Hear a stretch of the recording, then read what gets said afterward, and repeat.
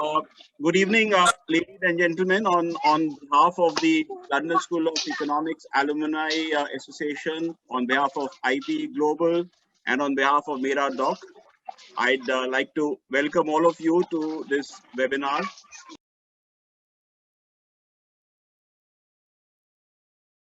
Today, we've got three very eminent doctors on our panelists. I'm going to be introducing each one of them.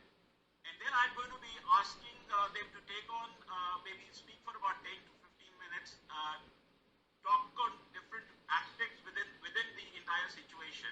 And then we will devote the last 45 minutes or so to a free question answer session.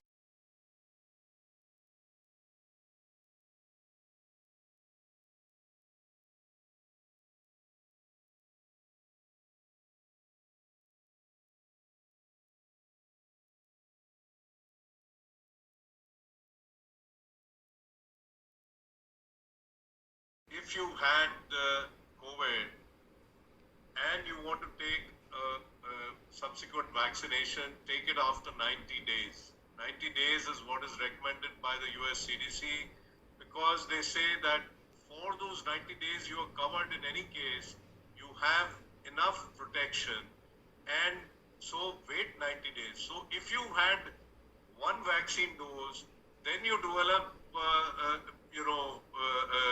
COVID, then 90 days from the day you recover is when you will get your second dose. And similarly, if you've had COVID and never had vaccination, you should wait 90 days and then get your first dose of vaccination. This is as per US CDC guidelines. I think a great question and a very practical one, because you're finding it tougher to get the second jab since especially for the above 45, since it's more or less moved to the government hospitals.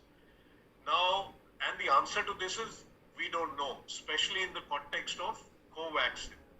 Because Covaxin is supposed to be taken at 28 days, and we don't have data which the company, which manufacturers has put out, that what will happen if, the gap is increased. Of course, if we were to look at what happened with the Covishield, the other vaccine, we all as healthcare workers got our second shot at 4 weeks. Today, the government is saying 6 to 8 weeks. And actually, the UK government is saying that the best results will come with 3 months. So those whose jab is getting delayed of Covaxin, they should hope that, it'll be better when it gets delayed. But the thing should be that let's try getting it on time if we can, and if we cannot, then we don't know whether it'll be better, it'll be worse, whether we'll need another injection at the end of it. I don't think we'll need a third injection in the short time, but we don't have any data.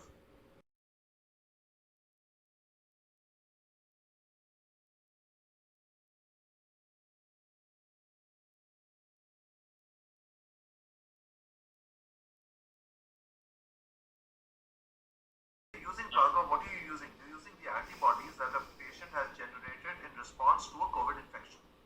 You're using those antibodies to temporarily boost up the recipient's immune system, right? So you cannot give plasma without having had COVID. If you've been fully vaccinated and you have antibodies, there is no data to say that you can donate that plasma.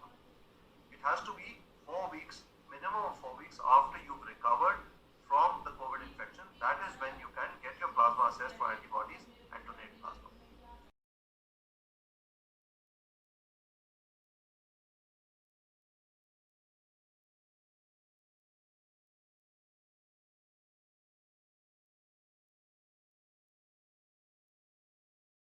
Simple paracetamol medication or simply isolating ourselves, eating sensibly, thinking sensibly can control the disease in its initial stages. Secondary infections, like I said, are common in this, but consult your physician. Have faith in the person that you are going to. Most of us, I have noticed, end up taking 5 different opinions, getting confused, and the master of all ends up to be the WhatsApp University or Google. Do not let them be your guides. Be sensible, think of somebody whom you've trusted over the years, will not want to harm you, and follow the policies or the protocols that he suggests. Every treatment option varies from patient to patient. So what your friend may have benefited with 5 days ago with somebody else suggesting some mode of modality of treatment may not necessarily apply to you. The role of steroids has a definite protocol. There are definite markers that need to be done. There is a definite set system that we are all following, and we must adhere to that. If the disease hits us, day 3, day 4 is when we opt for certain basic blood markers, which include inflammatory markers, as Neeraj has already mentioned. Day 6, day 7, if the fever is persisting, if you have a nasty cough and you're not settling down, a scan, which is a simple non-contrast CT scan, it takes 5 minutes to do, gives a lot of information.